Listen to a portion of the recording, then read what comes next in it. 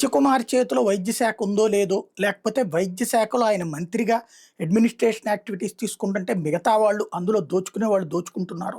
ఆయనే తేల్చుకోవాలి. ఎందుకంటే శాఖ మీద పడే ముద్ర ఆయన మీదనే పడుతుంది.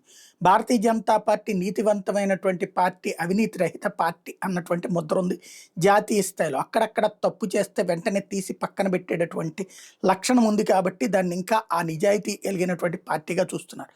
దానికి మన రాష్ట్రంలో మచ్చ రాకూడదు. అది కూడా చిన్నప్పటి నుండి ఏబీవీపీతో పెరిగి ఆ పైన ఆర్ఎస్ఎస్లో కొనసాగినటువంటి ఇప్పుడు మంత్రిగా భారతీయ జనతా పార్టీ తరఫున ఉన్నటువంటి సత్యకుమార్ యాదవ్, వెంకయ్యనాయుడు గారు లాంటి అవినీతి రహితమైనటువంటి నాయకుడు శిష్యుడు తన మీద ఆ ముద్ర పడకుండా చూసుకోవాలి. ఎందుకంటే ఈనాడు జ్యోతి లాంటి వాళ్లే అవినీతి ఆరోపణలు ఆ శాఖ మీద రాసినప్పుడు పైన కవరేజ్ జరిగింది. ఇప్పుడు సాక్షి వాళ్ళు మరొకటి రాసుకొచ్చారు, వైద్య శాఖలో అవినీతి అంటూ.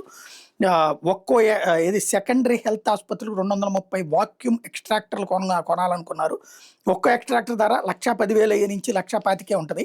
కానీ 3,13,000 రూపాయలు పెట్టుకుంటున్నారు. 4 కోట్లకు పైగా తినేస్తున్నారు. ఇప్పటికే టెండర్ ఖరారైపోయింది. పర్చేజ్ ఆర్డర్ ఇవ్వడమే త్వరవాయి.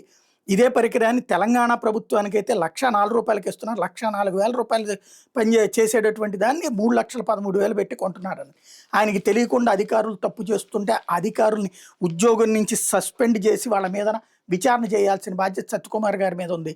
ఇది నిజమో కాదో చెక్ చేసుకోవడం, లేదంటే ప్రజలకు వివరణ ఇవ్వాల్సిన బాధ్యత ఆయనకు ఉంది.